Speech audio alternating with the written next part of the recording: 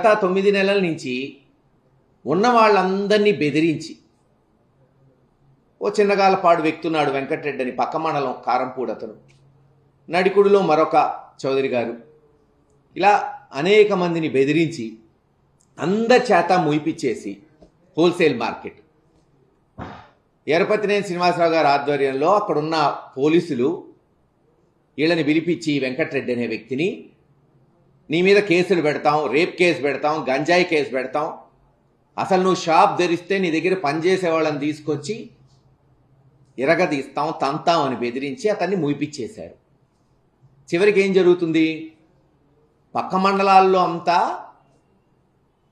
కోడి చెప్తేనే సిగ్గాసం చెప్పాలంటే ఇవన్నీ 90-95 రూపాయలకు అమ్ముతుంటే వీళ్ళ మటుకు 120 రూపాయలు 125 రూపాయలకు అమ్మాల్సిందే. అనుకోవచ్చు, ఏదబ్బాయి కోళ్ళు అమ్మితే ఏం డబ్బులు వస్తాయి, ఈ పనికి మాలిన పని ఏంది, ఈ సిగ్గుమాలిన పని ఏంది తెలుగుదేశం నాయకులు చేసేది ఏంటంటే రోజుకు 2000 కోళ్ళు అమ్ముతారంట, సుమారు 50,000 రూపాయలు రోజుకు లాభం. ఊహించండి, 50,000 రోజుకు లాభం, నెలకి 15 లక్షలు, సంవత్సరానికి 1,80,00,000 నుంచి 2 కోట్లు ఒక్క దాచేపల్లి మండలంలో. ఇది ట్రయల్ రన్ చేశారు. ఇప్పుడేంది, నియోజకవర్గం మొత్తం కూడా ఆవిష్కరించాలి. ఈ గొప్ప పని నియోజకవర్గంలో ఉన్న గురజాల మండలం, మాచవరం మండలం, పిడుగురాళ్ళ మండలం, పిడుగురాళ్ళ పట్టణాలకు తీసుకెళ్తే సంవత్సరానికి కనీసం ఒక 6 నుంచి 10 కోట్లు సంపాదించవచ్చని ప్రణాళిక చేస్తున్నారు. నేను అడుగుతున్నా ఈ రోజున చంద్రబాబు నాయుడు గారిని, లోకేష్ గారిని, దీని కొరకేనా ప్రజలు మిమ్మల్ని గెలిపించింది? కోళ్ళు అమ్ముకోవడానికి, దానికి మళ్ళీ మాఫియా, దానికి పోలీసులు బెదిరించటం. ఊహించండి, నేను అడిగేది ఒకటే, రేపు ఇంకోడు వస్తాడు, పందులు అమ్ముకుంటాను, మటన్ అమ్ముకుంటాను, చేపలు అమ్ముకుంటాను అంటాడు ఇంకో తెలుగుదేశం నాయకుడు. వాడికి ఇస్తారా? లేదు, మరొకడు వస్తాడు, హెట్ కూరగాయలు మొత్తం నేనే అమ్మాలి, ఇంకోటి అమ్మకూడదు, ఎవడు కూడా ఆ లాభాలన్నీ చేసుకోవాలి అంటాడు. అతనికి ఇస్తారా? లేదా గుళ్ళో కొంతమంది అడుక్కుంటున్నారు పాపం, ఏమీ చేయలేక దుస్థితిలో, ఓ 20 మంది ఉంటారు, తలా 200 300 సంపాదించుకుంటారు, 400 రావచ్చేమో ఆదివారాల్లో. ఇంకోటి వచ్చి వాళ్ళందరినీ తీసేయి ఆయనకే అవకాశం ఇవ్వమంటాడు. ఇస్తాడా ఎరపతినేని శ్రీనివాసరావు గారు? ఏంది కుంభకోణాలు? ఇప్పటికే వీధికి ఒక మద్యం దుకాణం, పేకాట క్లబ్బులైతే ప్రతి ఊర్లో కనీసం 4-5 విచ్చలవిడిగా.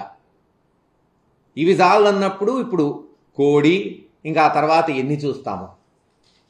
తక్షణమే అధికారులు దీంట్లో ప్రమేయం ఉన్న వాళ్ళని ఆపి, అలాగే నష్టపోయిన వాళ్ళని పిలిపించి చిత్తశుద్ధి ఉంటే న్యాయం చేయమని డిమాండ్ చేస్తున్నాం. లేకపోతే ఇది ఇంతటితో ఆగదు. ఒక కొత్త విష సంస్కృతిని తీసుకురావద్దు. సరే, వైన్ షాపులు లాక్కున్నారు, బెల్ట్ షాపులు చేసుకుంటున్నారు, మైన్లు మీరే చేస్తున్నారు, సరే ప్రభుత్వం ఇస్తుంది కాబట్టి అధికారం.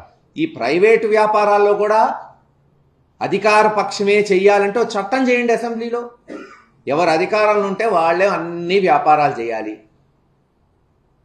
ఇలా బెదిరించటాలు ఎందుకు, కేసులు పెట్టటాలు ఎందుకు, ఈ చిల్లర పనులు చేయటాలు ఎందుకు? చట్టం చేస్తే పోలా, హక్కు వచ్చిద్ది, అధికారం వచ్చిద్ది. దీన్ని తీవ్రంగా ఖండిస్తున్నాం. త్వరలోనే ప్రజల ముందుకు తీసుకెళ్తాం. ఇప్పటికన్నా తాడేపల్లి, అక్కడ అమరావతిలో కూర్చొని నీతులు చెప్పటం కాదు, ఎమ్మెల్యేలు చెత్త చెత్త చేస్తున్నారు ఇలా చేస్తే అని. చెత్త చెత్త అయిపోయింది ఆల్రెడీ పార్టీ. సంవత్సరంలోనే భ్రష్టు పట్టిపోయింది. లోకేష్ గారి వల్ల కావచ్చు, వాళ్ళ ఎమ్మెల్యేల వల్ల కావచ్చు, చంద్రబాబు నాయుడు గారి వల్ల కావచ్చు. ఇంకా 4 ఏళ్ళు ఉంది. ఎన్నెన్ని వింత గాథలు చూస్తారో ప్రజలు.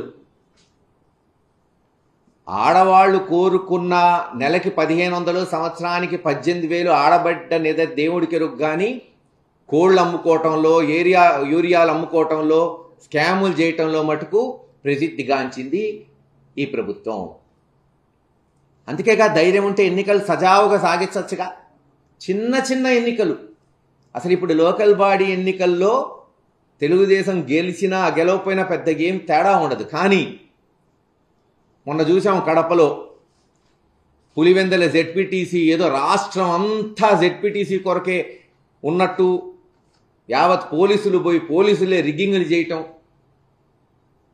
నిన్న దాచేపల్లో ఒక వార్డు ఎన్నిక వస్తుందంట. సరే, పోయారు వైఎస్ఆర్సీపీ నాయకులు. ఒక వార్డు అంటే 1600 ఓట్లు 1500 ఓట్లు ఉన్న వార్డు 500 ఓట్లు తీసేశారు.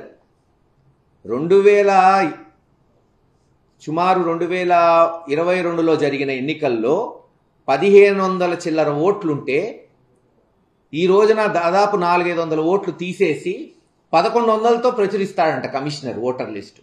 రాసుకోండి. ఎలక్షన్ పెట్టమని ఎవడడుగుతున్నాడయ్యా? మీరే చట్టం చేసుకొని రాసుకోండి, నామినేట్ చేసుకోండి కౌన్సిలరు. దానికెందుకు ఓట్లు తీసేయటం, బూతులు మార్చటం, పోలీసులు పెట్టడం, ఓట్లే ఇంత తతంగం ఎందుకు, ఇంత కష్టం ఎందుకు? మళ్ళీ మీడియాలో భ్రష్టు పట్టడం ఎందుకు ప్రజల్లో? అసెంబ్లీ మీ చెప్పు చేతల్లో ఉంది, పార్లమెంట్ ఉంది, చట్టం చేసుకోండి. ఎవరు అధికారంలో ఉంటే వాళ్లే లోకల్ బాడీ ఉండాలి. సింపుల్, అసలు గొడవే లేదు కదా. ఖచ్చితంగా హైకోర్టులో మరి దాని గురించి కేసు అయిపోతున్నాం. వచ్చే మంగళ బుధవారాల్లో ఎలక్షన్ కమిషన్ని కలుస్తాం. సమస్య వార్డుది కాదు. ఆ ఒక్క వార్డు గెలిచినంత వల్ల మేమేం చైర్మన్ అయిపోయాం, ఆల్రెడీ చైర్మన్గా ఉన్నాం. కానీ పద్ధతి మరి మేము ఉన్నప్పుడు కూడా ఎన్నికలు జరిగినాయి కదా దాచేపల్లిలో. ఎక్కడా ఈ సమస్య రాలేదే. గుండెల మీద చేసుకొని చెప్పమనండి తెలుగుదేశం నాయకుల్ని. ప్రశాంతంగా ఎన్నికలు జరిగినాయా జరగలేదా? ఎవరైనా గెలవచ్చు. కొన్ని వార్డులు మేము ఓడిపోయాం, ఎక్కువ గెలుచుంటాం, చైర్మన్ గెలిచాం, అది వేరే విషయం. మరి వాళ్ళు గెలిచారుగా 5-6 వార్డులో 7 వార్డులో. ఈరోజు ఎందుకు ఒక్క వార్డు కొరకు ఇంత దిగజారాల్సిన అవసరం? ఏది ఏమైనా ఖచ్చితంగా వార్డు కొరకు కూడా పోరాటం చేస్తాం. ఇక్కడ సమస్య వార్డు కాదు, 400-500 మంది ప్రజల ఓట్లు. వాళ్ళ ఓట్లు, వాళ్ళకు ఓటు హక్కు అంబేద్కర్ గారు ఇచ్చిన రాజ్యాంగం ప్రకారం వాళ్ళకు కల్పించాలి. ఆ హక్కు కొరకు జగన్మోహన్ రెడ్డి గారి నాయకత్వంలో ప్రతిపక్షంలో మా బాధ్యతను మేము నిర్వర్తిస్తాం. చివరిదాకా పోరాటం చేస్తాం. ఓటు హక్కు కల్పిస్తాం. గెలుపోవటం తర్వాత విషయం, పోటీ చేస్తాం. చివరిదాకా దీన్ని తీసుకెళ్తామని తెలియజేస్తున్నాం. ఏది ఏమైనా చరిత్ర కలిగిన పల్నాడు ప్రాంతం, అందులో 900 సంవత్సరాల చరిత్ర కలిగిన గురజాల దాచేపల్లి, మేమేమో గ్రామాలని పట్టణాలు చేస్తే ఈరోజు తెలుగుదేశం నాయకులు ఎరపతినేని శ్రీనివాసరావు గారి నాయకత్వంలో కోడి కుంభకోణం, మద్యం కుంభకోణం, పేకాట కుంభకోణం ఇవి చూస్తున్నాం. అన్నీ కూడా క్లీన్ చేసే రోజు, మళ్ళీ ఆ ప్రాంత గౌరవం నిలబెట్టే రోజు త్వరలోనే ఆ దేవుడు మాకు, ప్రజలు మాకు అందిస్తారని తెలియజేస్తారు.